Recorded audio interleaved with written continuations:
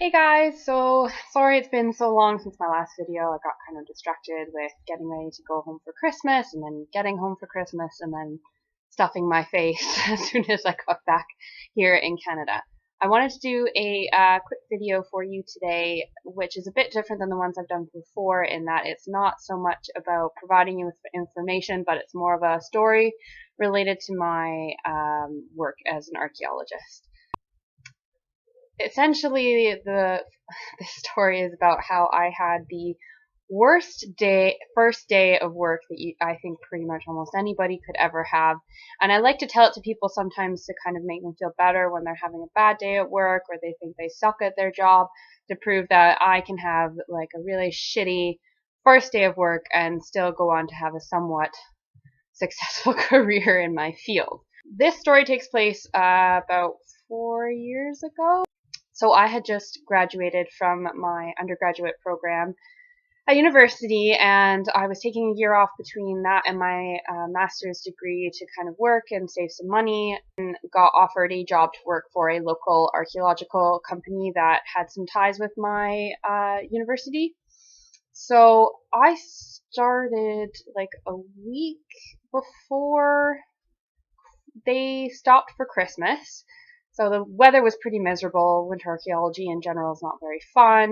So I showed up on my first day, and we already had this very, very long walk through a bunch of fields to get to our actual site. And the way that they were excavating is you excavate a like 1 by 1 meter unit into the ground until you get down to like the natural subsoil, and then you dig 5 centimeters into that.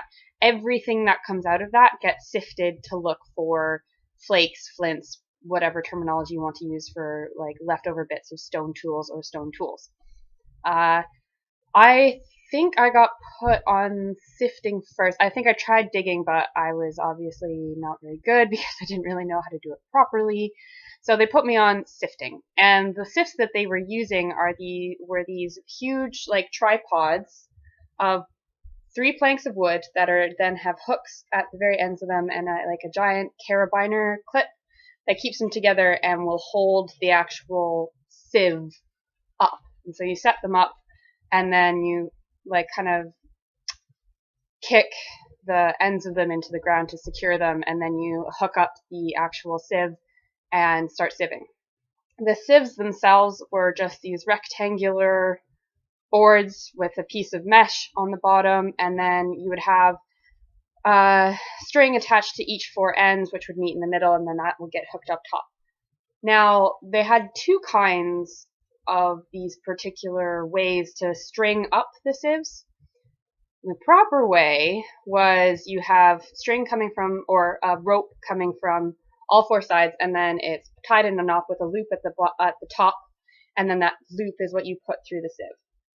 Some of them weren't made to this standard, so they would instead have, on the diagonals, they'd have a piece of rope go this way and one go this way, and then you'd put the 2 ropes in the carabiner clip, which would lead to, when you were dumping it, the sieve would kind of slide back and forth a lot more, so it was just a bit more maneuverable, and it was a bit more dangerous, and really they should have all had the loops at the top, but I don't know, just the way that they were made, not all of them were the same.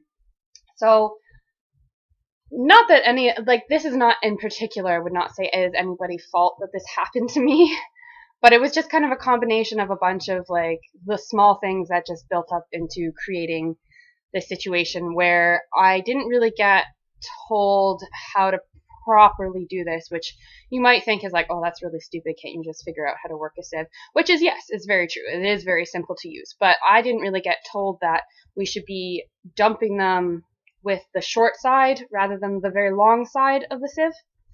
And as well, the way it had been set up was that it was standing over top of a already made spoil heap, which was quite tall. So I was standing like at an angle on this spoil heap, leaning against this sieve, and I didn't really have a lot of a good foundation for where I was standing. And then also it was like drizzling out, not really raining, but enough that everything was wet. It was the middle of December. It wasn't quite snowing yet. but all the wood was wet and stuff. So what I got through, I think, a couple hours of work, and then just I was finished doing and sieving through this particular batch of dirt that I had, and I went to go dump the sieve, again doing it lengthways, so it was actually ending up being taller than me rather than probably at about head height. And I was wearing a hard hat, which, if you've ever been on a construction site, it's supposed to keep you like safe. And what happened was that the wood was wet, and I had one of the sieves that didn't have a loop in the top. My glove just slipped as I was dumping this like quite heavy sieve with dirt over, and it fell down because of this, partially because of the way that these ropes were.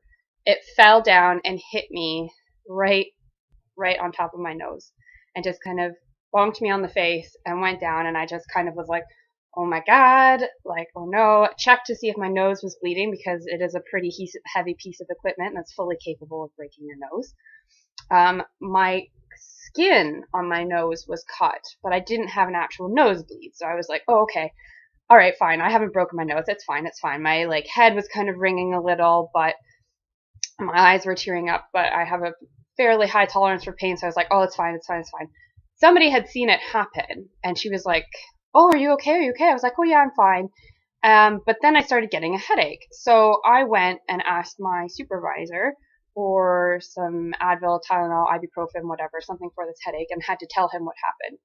And really regretted doing that later, because A, it looks bad to get in an accident on your first day, but B, because technically what I had was a head injury, they had to send me to the emergency room, as per like safety rules in the workplace. I tried really hard to get out of it. I was like, no, it's fine. Like, my nose isn't bleeding. Like, I feel okay. It's not a big deal. But they said, no, like, this is the rules. So they had to send me to the emergency room on my very first day of work. I spent about, I'd say probably 3 hours in there. I had to fill out a bunch of paperwork for like workplace safety kind of stuff and accidents. By the time I got to see the doctor, my nose was so swollen that he couldn't really tell whether or not it was actually straight, but I was like, he's like, it seems straight to me, so it should be fine.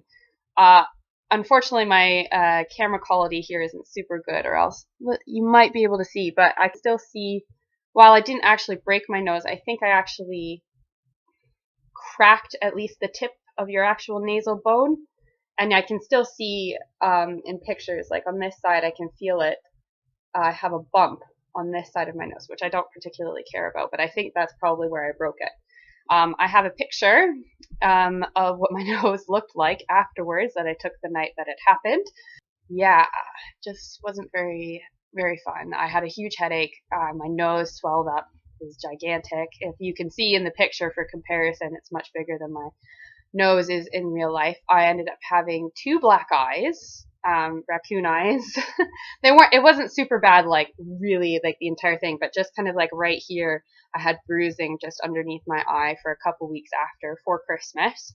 Took some very creative makeup work to get rid of that. Not to mention the fact that, it looked really bad. My supervisors were not happy, even though, everyone tries to tell you, oh, it's an accident, don't worry about it. Everyone was kind of ticked that it happened, even though, it wasn't my fault in any way. I wouldn't say that it was particularly anybody's fault. It was just kind of a freak accident that happened. The team wasn't particularly pleased, because since it was like something that had to be reported, they got one of the team leaders, like managing director people, out, and they had to have a huge safety talk. Apparently people were saying that that it happened because I was like goofing off or fooling around at work, which isn't true. It was really a complete accident. Yeah, I ended up going to work the next day. I got made fun of it for quite a long time. I'm sure people still probably talk about it at the company I used to work at every once in a while, because they had this whole thing where they, have been working for so long and haven't had any like recorded reportable accidents, workplace accidents and stuff. So, and that year they had, I think, 3, of which I was one. I sucked it up and I went to work the next day and I felt fine. I didn't have a concussion. It was just kind of this bruising and everybody teasing me about what happened. But I got over it. You know, I kind of tried to not see the humor in it, but I just tried to be like, well, you know, this happened to me, but I came to work the next day. I'll be fine. It's not a big deal. I'm not that worried about it. And I just kind of brushed it off and tried to treat it like, yes, I've learned my lesson. No, it's not going to happen again. After a couple weeks, the swelling went down. And I mean, like I said, my nose is still fairly straight. I just kind of have a bump right here where it actually got hit, but I don't particularly care about that. I mean, it's not super noticeable, and I'm not, I don't know, vain enough to really care or to want it to get fixed. But yeah, I hope that this story could serve as some inspiration for people. If you have a really bad day, you think you suck at your job, your first day doesn't go very well. Well, it can't really get much worse than my very first day of work working in archaeology, and it does get better afterward, and you can, you know, outlive any crazy stories that you might do on your first couple days. So I hope you enjoyed this video. I'm going to try and make another one today as well. And again, sorry for the not so great quality. I left my camcorder back in Scotland, and I'm doing this on my webcam, so it's not really the greatest quality. But I hope you enjoyed this story, and thanks for listening, guys, and I will see you again soon. Bye!